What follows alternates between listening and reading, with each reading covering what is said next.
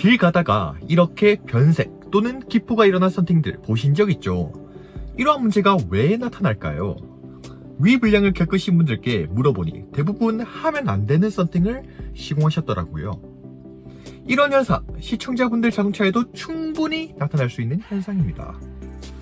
그래서 이런 불편한 상황을 피하기 위해 어떤 썬팅을 시공하면 안 되는지, 그리고 어떻게 이런 썬팅을 피할 수 있는지에 대해서 말씀드리겠습니다. 이 영상 5분만 투자하셔도 최소 10년은 썬팅에 문제없이 자동차를 잘 타고 다니실 수 있을 거예요. 5분으로 10년을 유지할 수 있으니 엄청난 이득이죠? 그러니 끝까지 시청 부탁드리겠습니다. 우리가 썬팅을 언제 할까요? 바로 차를 사고 출고받았을 때입니다. 국산차의 경우 대부분 영업사원분들께 자동차를 구매하시게 될 텐데요. 차량 구매 시 항상 따라오는 것이 영업사원의 서비스 부분입니다. 서비스에는 썬팅, 블랙박스, 유리막 코팅, PPF 등이 들어가는데요. 여기에 관해서 정보를 많이 찾아보고 구체적인 요구를 하시는 분들도 있지만 영업사원분들에게 전적으로 맡기시는 분들도 많습니다. 저는 솔직히 말해서 서비스 부분에 대해서 영업사원분들께 전적으로 맡기시지 않으셨으면 좋겠어요. 왜냐하면 대부분의 영업사원분들은 일정 퀄리티 이상의 서비스를 해주시겠지만 간혹 너무 형편없는 서비스를 해주시는 분들이 있더라고요. 이런 서비스를 받게 된다면 아까 보셨던 썬팅 문제들이 발생하게 됩니다. 그러니 썬팅, 블랙박스 같은 서비스에 대해서 최소한의 정보는 찾으시고 자동차를 계약할 때 저는 어떤 썬팅 원하고 어떤 블랙박스 정도는 원해요 라고 영업사원분들과 조율을 하셔야 됩니다. 저는 영업사원분들을 믿지 말라고 말씀드리는 게 아닙니다. 최소한의 정보를 찾아서 문제가 발생할 썬팅은 피하자고 말씀드리는 거예요. 자, 그럼 영업사원과 서비스 부분에 대해서 조율해야 하는 건 알았으니까 그럼 어떤 썬팅을 피해야 되는지 알아야겠죠.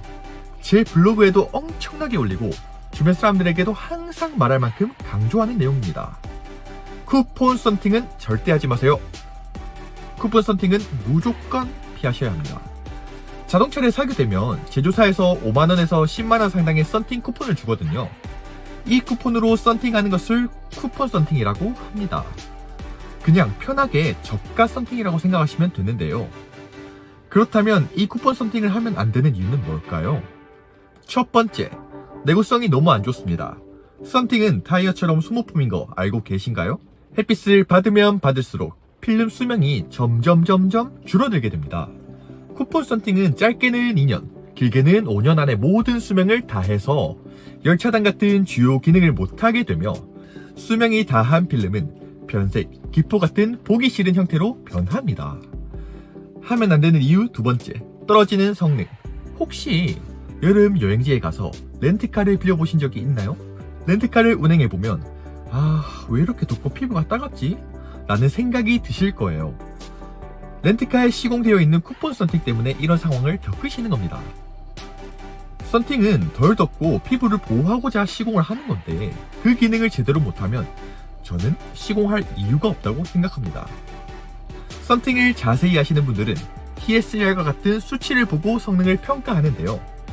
쿠폰 썬팅은 체감으로도 차이가 많이 나기 때문에 굳이 수치를 따져볼 필요도 없다고 생각합니다. 쿠폰 썬팅 하면 안 된다고 해서 제조사에서 준 쿠폰 버리시지 마시고요. 자동차 용품점에 주면 그만큼 할인받을 수 있으니까 그쪽에 넘겨주시면 됩니다. 여기까지 보셨는데도 아직도 찾아보기가 너무 귀찮고 영업사원분들에게 맡기고 싶은 분들은 딱 한마디만 기억하시면 됩니다. AS 보증기간이 최소 5년 이상인 썬팅 필름으로 해주세요. 이 한마디. 보증기간이 5년 이상인 제품은 관리만 잘하면 10년 이상 타고 다니실 수 있습니다. 이렇게 딱 한마디만 기억하시고 차를 살 때 이렇게 말씀해 주시면 됩니다. 이렇게 하면 안 되는 썬팅과 피하는 방법에 대해서 알아보았는데요. 주변에서 새 차를 살 때 서비스가 형편없는 경우를 종종 봐왔습니다. 동종업계의 종사자로서 이런 상황이 화도 나고 자동차에 그런 안 좋은 제품을 한다는 것 자체가 저는 조금 안타까웠어요. 위에 기억하라고 말씀드린 딱 한마디만 알고 말했다면 자동차에 안 좋은 필름이 시공될 일은 없었을 겁니다. 이렇게 정말 간단한 정보만 아셔도 내 자동차에 훨씬 괜찮은 제품을 할 수가 있습니다. 앞으로도 영상을 보는 시청자분들께 도움이 되는 정보 많이 업로드할 예정이니까요. 구독과 좋아요 부탁드리겠습니다. 시청해주셔서 감사합니다.